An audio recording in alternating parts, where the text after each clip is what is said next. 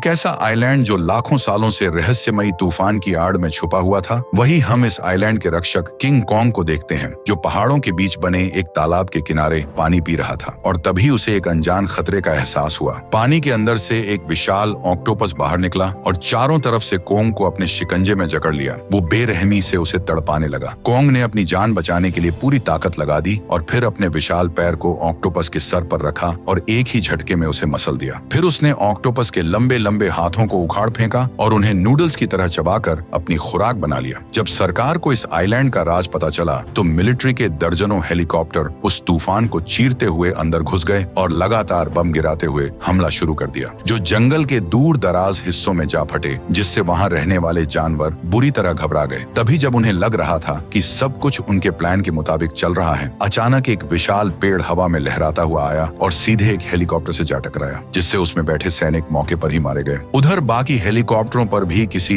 रहस्यमयी ताकत का हमला शुरू हो गया। तभी उनकी नजर एक विशाल आंख पर पड़ी जो सीधे उन्हें घूर रही थी। ये कोई और नहीं बल्कि इस आइलैंड का रक्षक किंग कॉन्ग था, जिसने अगले ही पल एक हेलीकॉप्टर को अपने हाथ में जकड़ लिया और गुस्से में एक सैनिक को जिंदा निकल गया, जिसे देखकर सैनिकों के चेहरे का रंग उड़ गया, क्योंकि इतना विशाल जीव उन्होंने पहले कभी नहीं देखा था। हालांकि डर के बावजूद वे पीछे नहीं हटे। मेजर फ्यूरी के आदेश पर सभी सैनिकों ने कॉन्ग को चारों ओर से घेर लिया और उस पर ताबड़तोड़ गोलियां बरसाने लगे, लेकिन गोलियों का उसकी मोटी चमड़ी पर कोई असर नहीं पड़ा और हर गुजरते पल के साथ उसका गुस्सा और भड़क उठा। आखिरकार वो भयंकर दहाड़ के साथ हवा में उछला और एक हेलीकॉप्टर पर जोरदार मुक्का मारकर उसे तबाह कर दिया। इसके बाद कॉन्ग एक और हेलीकॉप्टर को पकड़ने के लिए झपटा, लेकिन इस बार उसके घूमते हुए ब्लेड ने उसके हाथ को घायल कर दिया और दर्द महसूस होते ही उसने हाथ पीछे खींच लिया। वही हेलीकॉप्टर ने अपना बैलेंस खो दिया और पायलट की तमाम कोशिशों के बावजूद बेकाबू होकर नीचे गिरने लगा। जमीन पर सैनिक अपने घायल साथियों को बचाने में जुटे थे, लेकिन कॉन्ग ने उन्हें भी कोई मौका नहीं दिया और एक ही कदम में कई सैनिकों को कुचल डाला। इसी बीच एक हेलीकॉप्टर किसी तरह कॉन्ग के हमले से बच निकला और उसे भागता देखकर कॉन्ग तेजी से उसके पीछे दौड़ पड़ा, जबकि दूसरी ओर मेजर फ्यूरी ने बाकी हेलीकॉप्टरों को आदेश दिया कि वे कॉन्ग पर हमला करते रहे। लेकिन हालात अचानक बदल गए जब कॉन्ग ने एक लंबी छलांग लगाई, जिसके कारण फ्यूरी के हेलीकॉप्टर का बैलेंस बिगड़ गया और वो सामने उड़ रहे दूसरे हेलीकॉप्टर से जा भिड़ा। फ्यूरी का हेलीकॉप्टर टक्कर की वजह से डैमेज होकर तेजी से घूमता हुआ नीचे जा गिरा। उधर कॉन्ग का गुस्सा और भी खतरनाक रूप ले चुका था और वो जमीन पर भाग रहे सैनिकों को बेरहमी से रौंदने लगा। जान बचाने के लिए बाकी लोग छिपने की कोशिश करने लगे, जबकि वैज्ञानिक तुरंत वहां से भाग निकले। वहीं इस पूरी तबाही के बीच मेजर फ्यूरी किसी तरह मौत के मुंह से निकलने में कामयाब हो गया। इंसानों के फैलाए आतंक की वजह से कॉन्ग बहुत गुस्सा था। कॉन्ग के जबरदस्त हमले के बाद लगभग सभी हेलीकॉप्टर तबाह हो गए, लेकिन हेलीकॉप्टरों के अलग अलग जगहों पर गिरने की वजह से सैनिकों की टुकड़ी दो हिस्सों में बंट गई। मेजर फ्यूरी ने अपने बचे हुए सैनिकों को इकट्ठा किया और अपने मारे गए साथियों का बदला लेने के लिए कॉन्ग को जान से मारने की कसम खाई, जबकि दूसरी तरफ बची हुई टुकड़ी वैज्ञानिकों के साथ आइलैंड के भीतर आगे बढ़ रही थी। तभी अचानक पानी की सतह पर हलचल होने लगी और कुछ ही पल बाद एक विशाल जलीय भेड़ पानी से बाहर निकल आई, जिसका विशाल आकार देखकर सभी लोग सहम गए। लेकिन हैरानी की बात यह थी कि उसने किसी पर हमला नहीं किया, बस कुछ देर सबको देखा और फिर मुड़कर वापस पानी के अंदर चली गई। जल्द ही वे एक घने जंगल में पहुंचे, जहां पत्थरों से बनी विशाल दीवारों पर अजीब रहस्यमयी चित्र बने थे और माहौल देखते हुए सभी सावधानी से आगे बढ़ने लगे। उधर मेशन अपने कैमरे से तस्वीरें लेने में बिजी थी। तभी अचानक उसे कैमरे में एक इंसान का चेहरा दिखाई दिया और वो डर के मारे चीख पड़ी। उसकी चीख सुनते ही कई लोग अपनी छिपी हुई जगहों से बाहर निकल आए, जिनके शरीर का रंग पत्थर की दीवारों से इतनी अच्छी तरह मिलता था कि किसी को उनकी मौजूदगी का अंदाजा ही नहीं हुआ। और अगले ही पल उन जनजातीय लोगों ने भाले तानकर पूरी टीम को चारों तरफ से घेर लिया। इन रहस्यमयी लोगों को देखकर जेम्स की टीम कुछ पल हथियार उठाने की हिम्मत नहीं कर पाई। तभी जनजातीय लोगों का मुखिया भी वहां पहुंच गया और माहौल टेंशन भरा हो गया। इसी बीच लंबी दाढ़ी वाला एक बूढ़ा आदमी सामने आया और हिंदी में सबको शांत रहने और हथियार नीचे रखने को कहा। उसे देखकर हर कोई हैरान रह गया कि वो हिंदी कैसे बोल रहा है। तब उस बूढ़े आदमी ने सभी को बताया कि 28 साल पहले वो और एक जापानी पायलट हेलीकॉप्टर दुर्घटना में इस आइलैंड पर फंस गए थे और आज तक इतने सालों में यहाँ से वापस नहीं निकल पाए। इसके बाद वो सभी को जनजातीय बस्ती की ओर ले गया, जहाँ रास्ते में पानी के ऊपर बना एक विशाल पुल दिखाई दिया, जो किसी बड़े खतरे से बचने के लिए बनाया गया था। फिर वो बूढ़ा आदमी पूरी टीम को एक पवित्र स्थान पर ले गया, जहाँ पत्थरों पर इस आइलैंड का इतिहास उकेरा गया था। ये देखकर सभी को पता चला कि किंग कॉन्ग कोई राक्षस नहीं बल्कि इस आइलैंड का रक्षक है, जो वर्षों से यहाँ रहने वाले लोगों को खतरनाक जीवों से बचाता आया है और इसी वजह से जनजातीय ये लोग उसे देवता मानते हैं, लेकिन उसकी सबसे बड़ी जिम्मेदारी जमीन के नीचे रहने वाली खूंखार कंकाल छिपकलियों को रोकना था। और हाल ही के बम धमाकों ने उन खतरनाक छिपकलियों को जगा दिया था जो जल्द ही पूरे आइलैंड के लिए खतरा बनने वाली थी। उधर जेम्स और उसकी टीम को अपने बिछड़े साथियों तक पहुंचना था, इसलिए दाढ़ी वाला बूढ़ा आदमी उन्हें मलबे से बने जहाज के पास ले गया। लेकिन मेशन फोटोग्राफी में बिजी थी और तभी उसे दीवार के बाहर से एक आवाज सुनाई दी और वो उस कांटेदार दीवार के पार चली गई जो खतरनाक छिपकलियों को रोकने के लिए बनी थी। वहां उसने देखा कि एक विशाल भेड़ हेलीकॉप्टर के नीचे दबी हुई दर्द से तड़प रही है, जिसे देखकर मेशन तुरंत मदद करने पहुंची और हेलीकॉप्टर हटाने की कोशिश करने लगी। लेकिन तभी कोंग वहां आ गया और उसने हेलीकॉप्टर को माचिस की डिब्बी की तरह हाथ में उठा लिया, जिसे देखकर मेशन हैरान रह गई। जैसे जैसे वे आगे बढ़ रहे थे, चारों तरफ फैली धुंध घनी होती जा रही थी और उसी बीच आसपास से आने वाली डरावनी चीखों ने सभी के होश उड़ा दिए, जिससे घबराकर लोग इधर उधर भागकर विशाल हड्डियों के पीछे छिप गए। तभी धुंध को चीरती हुई एक विशाल कंकाल जैसी छिपकली बाहर निकल आई, जो अपनी लंबी जीभ निकालकर शिकार की तलाश कर रही थी। और यही वो किंग कॉन्ग के बराबर आकार वाली खतरनाक छिपकली थी जो लंबे समय से उसके पीछे पड़ी हुई थी। तभी उसने अपने मुंह से एक ताजा इंसानी कंकाल बाहर उगल दिया, जिस पर लगे नाम के टैग से सभी समझ गए कि ये वही सैनिक था जिसकी वे तलाश कर रहे थे। सब लोग चुपचाप धुंध का सहारा लेकर निकलने लगे, लेकिन इंसानी गंध मिलते ही छिपकली ने एक को दबोच लिया और सभी ने तुरंत फायरिंग शुरू कर दी, मगर वो अपने शिकार को निगल कर कहीं गायब हो गई। मेजर फ्यूरी ने तुरंत मशीन गन तैनात करने का आदेश दिया। अब उसका अगला निशाना मेशन थी, जो घबराकर भागती हुई हड्डियों के नीचे छिप गई। तभी मेजर फ्यूरी ने आग बरसाने का आदेश दिया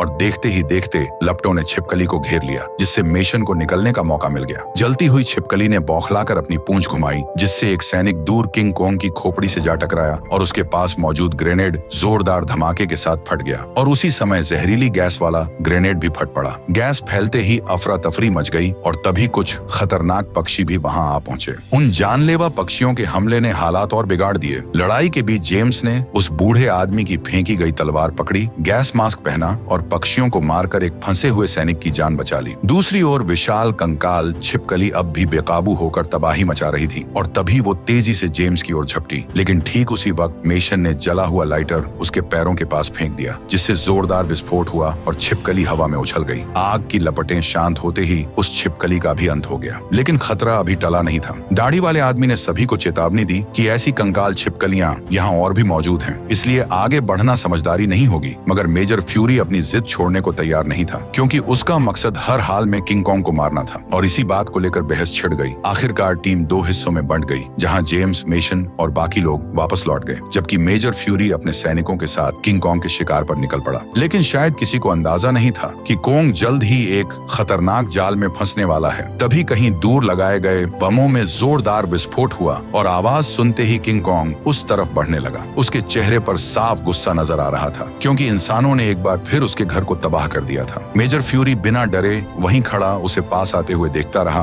और जैसे ही कॉन्ग सही जगह पर पहुंचा, उसने अपने हाथ में लगी मशाल पूरी ताकत से झील की ओर फेंक दी, जिससे झील की सतह आग की लपटों से भर उठी, क्योंकि मेजर ने अपने सैनिकों के साथ पहले ही झील में बहुत सारा पेट्रोल फैला दिया था। किंग कॉन्ग चारों तरफ से आग के घेरे में फंस गया और चारों तरफ जोरदार धमाकों की आवाज गूंज उठी। मेजर बस खड़ा होकर उसे आग में तड़पता हुआ देख रहा था। उसके चेहरे पर गुस्सा भी था और सुकून भी। कुछ देर बाद सभी को लगा कि शायद किंग कॉन्ग अब बच नहीं पाएगा, लेकिन तभी आग के बीच से उसकी जोरदार दहाड़ सुनाई दी और अगले ही पल उसने एक सैनिक को हवा में उछाल दिया, जबकि दूसरा सैनिक भाग भी नहीं पाया और उसके पैरों तले कुचला गया। बुरी तरह घायल कॉन्ग ने खुद को संभालने की कोशिश की, लेकिन आखिरकार वो लड़खड़ाकर मेजर के सामने गिर पड़ा और फ्यूरी ने अपने सैनिकों को आखिरी हमला करने का आदेश दे दिया। इसी दौरान जेम्स और उसकी टीम भी वहां पहुंच गई, जो किसी भी कीमत पर मेजर फ्यूरी को किंग कॉन्ग को मारने से रोकना चाहती थी। मेजर के कुछ साथी पहले ही उसके फैसले से सहमत नहीं थे, इसलिए वे भी जेम्स के साथ खड़े हो गए। तभी झील की सतह पर तेज हलचल हुई और पानी के भीतर से इस आइलैंड की सबसे बड़ी कंकाल छिपकली बाहर निकल आई। उस भयानक छिपकली को देखकर हर तरफ भगदड़ मच गई। कोई भी उसके सामने ठहरने की हिम्मत नहीं कर पा रहा था, लेकिन मेजर फ्यूरी अपनी जगह से नहीं हिला, क्योंकि वो किंग कॉन्ग को खत्म करने का मौका खोना नहीं चाहता था। और उधर बुरी तरह घायल कॉन्ग किसी तरह उठ खड़ा हुआ और एक ही मुक्के में मेजर फ्यूरी का कीमा बना दिया और फिर उस विशाल कंकाल छिपकली से जा भिड़ा। मगर चोटें गहरी होने के कारण वो अपनी पूरी ताकत से नहीं लड़ पा रहा था। सुबह होते होते सभी लोग आइलैंड के किनारे तक पहुंच चुके थे, लेकिन खतरा अभी टला नहीं था और कंकाल छिपकली भी उनका पीछा करते हुए वहां आ पहुंची।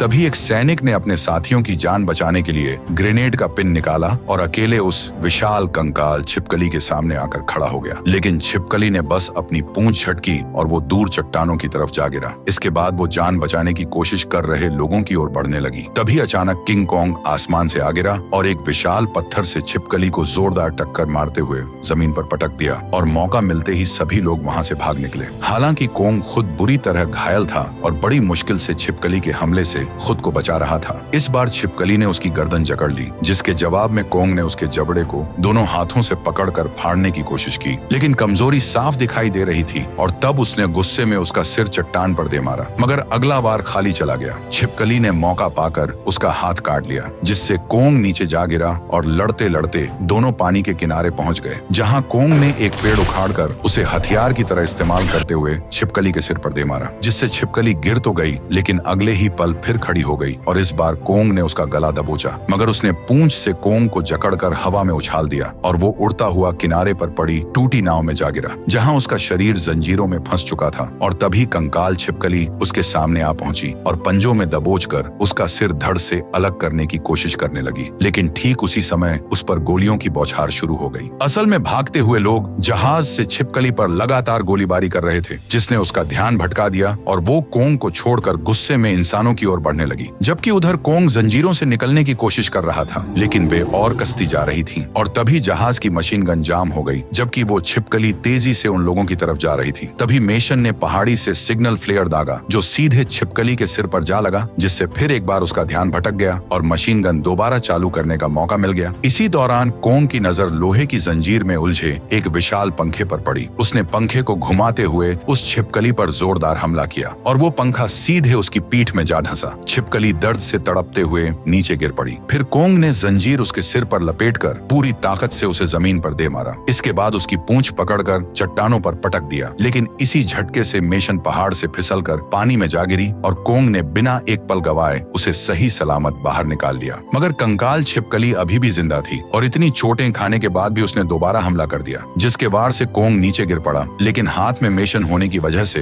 वो सिर्फ एक हाथ से ही छिपकली को रोकने की कोशिश कर रहा था और तभी छिपकली ने जीभ से उसका हाथ कसकर जकड़ लिया। बस अब यहीं कॉन्ग ने लड़ाई खत्म करने का फैसला किया। उसकी जीभ पकड़कर जोर से खींची और अपना हाथ उसके मुंह में डालकर जीभ को हलक से बाहर निकाल दिया, जिसके साथ ही इस भयानक लड़ाई में कंकाल छिपकली फाइनली मारी गई। कॉन्ग ने उसकी लाश एक तरफ फेंकी और हथेली खोली। मेशन अब भी जिंदा थी। उसने उसे सावधानी से नीचे उतारा और चुपचाप वहां से चल पड़ा, जबकि जेम्स और मेशन बस उसे जाते हुए देखते रहे। कुछ समय बाद मिलिट्री की एक दूसरी टीम वहां उन्हें लेने पहुंच गई और सभी इंसान इस आइलैंड को छोड़कर चले गए, लेकिन किंग कॉन्ग अब भी इस आइलैंड का रक्षक बना रहा। दोस्तों, अगर ये कहानी आपको अच्छी लगी हो तो वीडियो को लाइक एंड चैनल को सब्सक्राइब जरूर करें, ताकि इसी तरह की और भी कहानी हम सीधे आप तक पहुंचा सकें।